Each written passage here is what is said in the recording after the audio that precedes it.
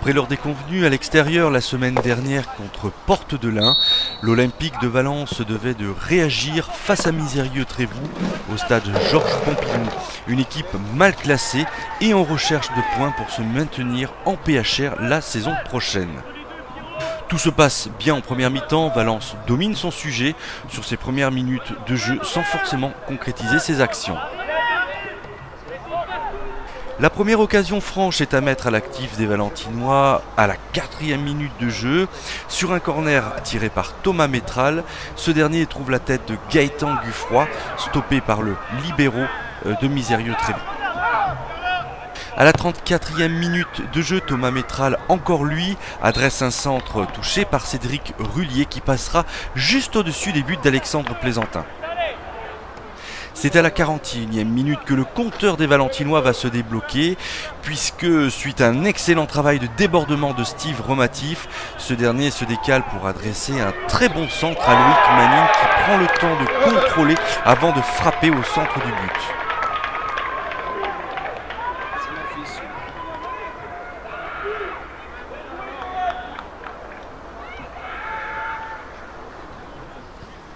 Plus rien ne sera marqué sur cette première mi-temps et Femi Chaouch, l'arbitre de cette rencontre, renvoie les 22 acteurs au vestiaire sur le score de 1-0 pour les Valentinois. À la 58e minute de jeu, Kylian Laperdrie déborde et pénètre dans la surface de réparation. Suite à un cafouillage, Gaëtan Guffroy tente de dégager le ballon, mais il est arrêté par la main de Mathieu Don. L'arbitre n'hésite pas une seconde et siffle le pénalty. C'est Jordan Ducroux qui se charge de tirer plein centre ce pénalty, prenant ainsi Nicolas Baudrier à contre-pied.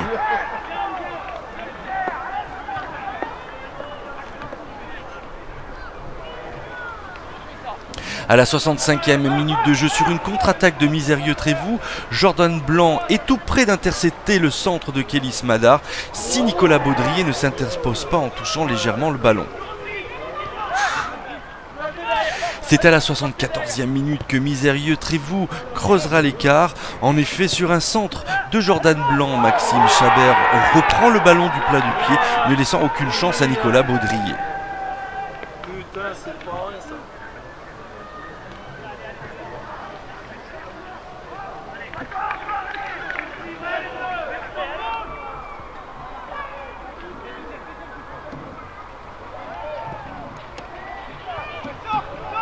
Dans les derniers instants de la partie, Valence va tenter d'égaliser sur un centre de Mathieu Don. Zidine Sadi reprend le ballon, mais il sera signalé en position de hors-jeu.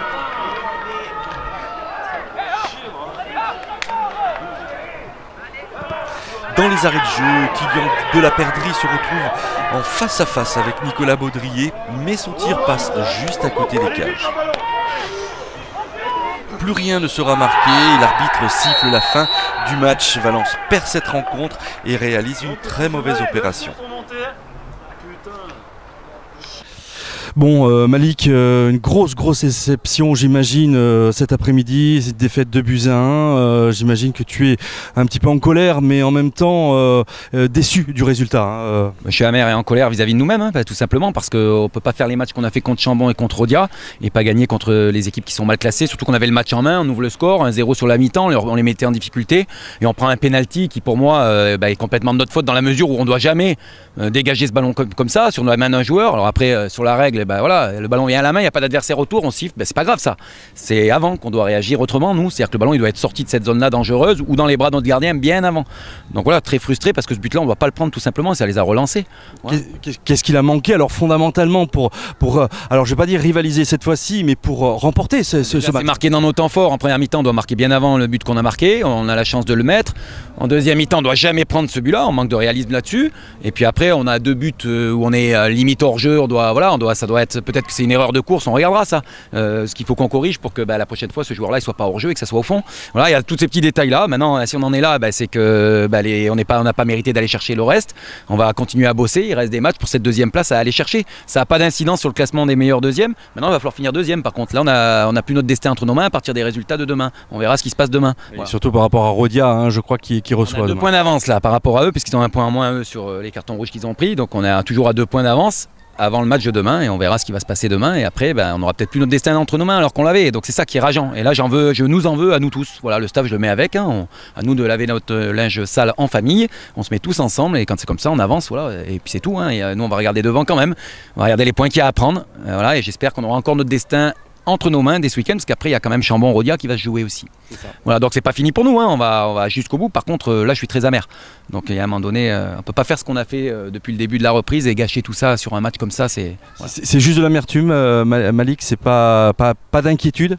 Non, j'ai pas d'inquiétude moi. Voilà, le match qu'on perd à Port-de-Lin, alors les gens pourront dire ah ouais, toujours il a déjà excuses, bien sûr, ok. Ouais, c'est vrai qu'il y a des contextes difficiles, des terrains, pas faire 3 passes aujourd'hui, on peut pas dire que c'était le terrain. Voilà, donc on s'en prend à nous-mêmes. Voilà, on s'en prend à nous-mêmes et on va continuer à avancer quand même. On a des ressources, le club avance bien, tous nos jeunes sont très bien placés. On a commencé déjà à travailler sur l'année prochaine.